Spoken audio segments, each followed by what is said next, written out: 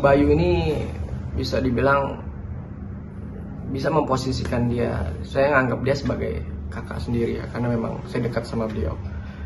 Orangnya supel, humble, baiknya luar biasa pada saya, keluarga saya, bahkan anak-anak saya. Kenangan yang nggak bisa saya lupakan, beliau ini susah kalau dikasih tahu. Misalkan harus jaga kesehatan, harus nge-refresh lah dari segala macam pekerjaannya. Karena waktu itu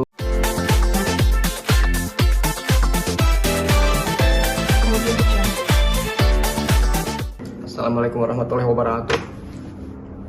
Saya Kipran Lewu dan segenap keluarga besar Kipran Lewu mengucapkan turut berduka cita yang sedalam-dalamnya atas meninggalnya, berpulangnya kakak kita, sahabat kita, Mbak Yu. Semoga amal ibadahnya diterima oleh Allah Subhanahu wa taala. Kuburnya dilapangkan seluas-luasnya dan diampuni segala hilaf, dosa dan perbuatannya. Dan semoga keluarga yang ditinggalkan diberikan kesabaran dan diberikan kekuatan oleh Allah Subhanahu wa taala. Oke, coba Ki ceritakan kenangan Aki bersama Mbak Yu atau tentang Mbak Yu. Mbak Yu ini bisa dibilang bisa memposisikan dia, saya nganggap dia sebagai kakak sendiri ya, karena memang saya dekat sama beliau.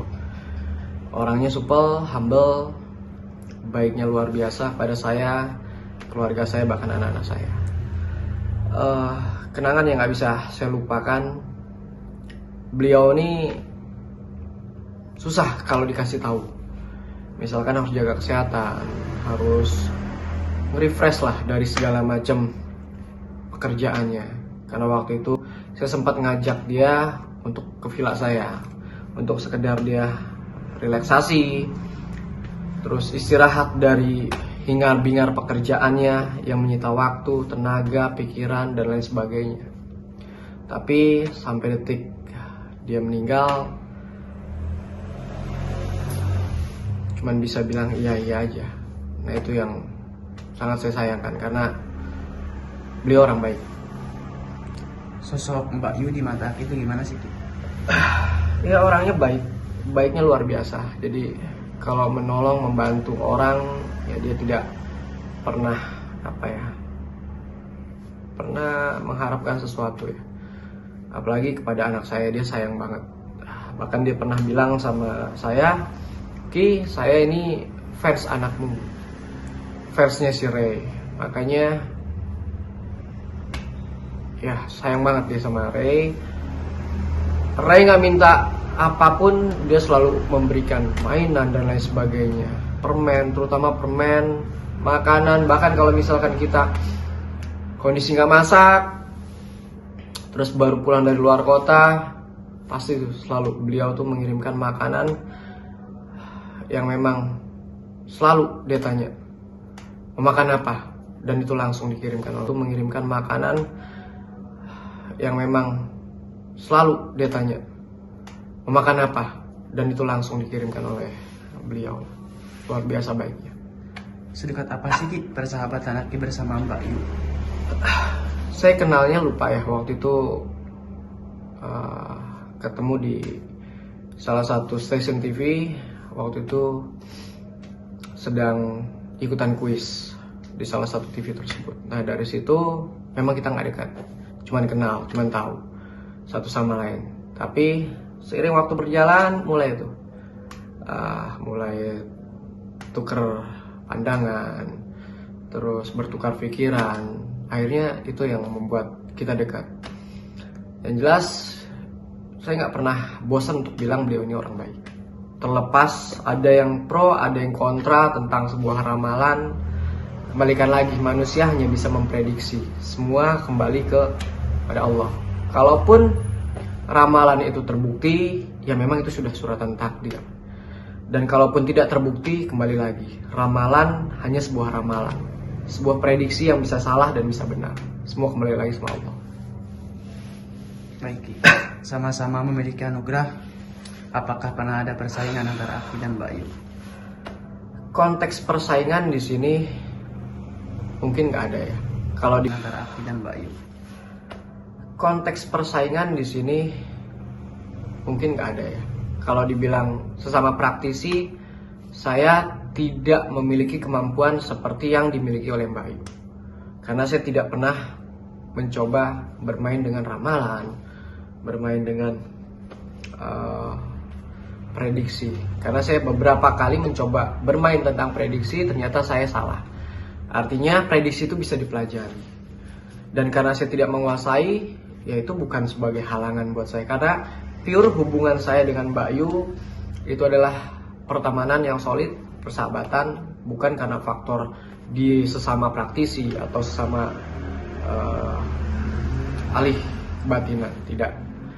Bahkan saya banyak belajar, walaupun setiap manusia punya ego, tapi unsur mankola wala tanzur mankola, itulah yang selalu saya tanamkan di dalam hati saya. Oke, setelah Mbak Yu wafat, adakah yang bisa menjadi penerus Mbak Yu menurut penglihatan Aki?